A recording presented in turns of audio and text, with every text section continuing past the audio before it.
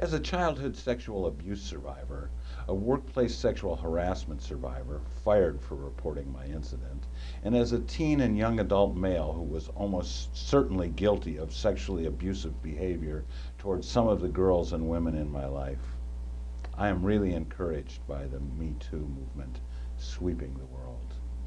My individual accountability is important, but unfortunately it is not enough.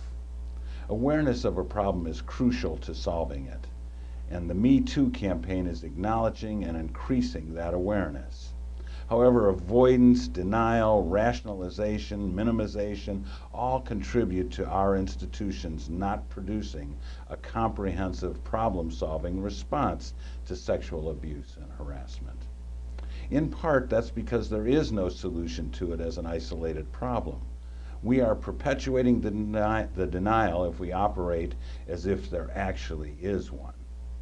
Unless we address this as just one bar of the many that keeps us in the male supremacy cage that author Marilyn Frye described many years ago, we are unlikely to ever solve this problem. Girls and women lack the right over their own bodies, their right to reproductive freedom, their right to equality under the law, their right to education, their right to control of property and money, and the right to control their own bodies and not be considered property. Also, their right to equal pay, their right to authority over their children, and any other rights we can think of. These are all bars in that cage. Now, all this is a natural outgrowth of a patriarchal living system, a dominator system, as Riane Eisler calls it, rather than a partnership system. As I worked over 20 years coordinating a program to help hold men accountable for battering their partners, while I volunteered for and sat on the local Rape Crisis Center board, as I spent years on an anti-violence task force and co-leading a Men Against Rape group, presenting trainings to school systems to prevent sexual harassment. According to FBI statistics, the violent crime rate in the United States steadily declined in all but two areas: domestic violence and sexual assault. This is not a coincidence. It is also not a coincidence that well over 90% of all violent crimes against women and men are committed by men. We are the problem, as long as we allow ourselves to be. To use an appropriate metaphor, our trained-in violence is just the tip of the spear. Boys are trained to be served by women. We are taught that we are better than women. We are taught that we are the ones that matter. We are the family of man.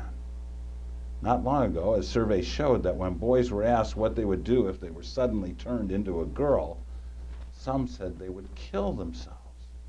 Kill themselves. In study after study, we find that when a work product is being identified as created by a woman, both women and men rate it as inferior to one identified as created by a man. We know that every major institution in our society is shaped by men and the values that have been perpetuated for at least 3,500 years.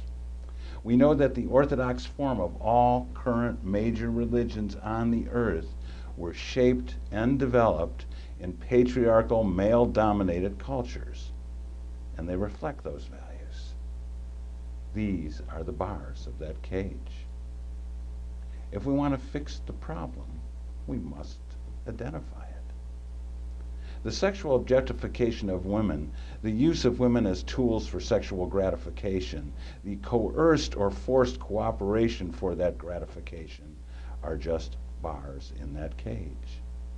If we want to eliminate them as a problem, men everywhere must face our own culpability, recognize and challenge the institutions that shape our attitudes and actions, make a commitment to be accountable, learn to listen to and join with our sisters, the feminist women who are and have been leading the struggle to dismantle and transform the cage into a great table where we can all share the feast that life has to offer us.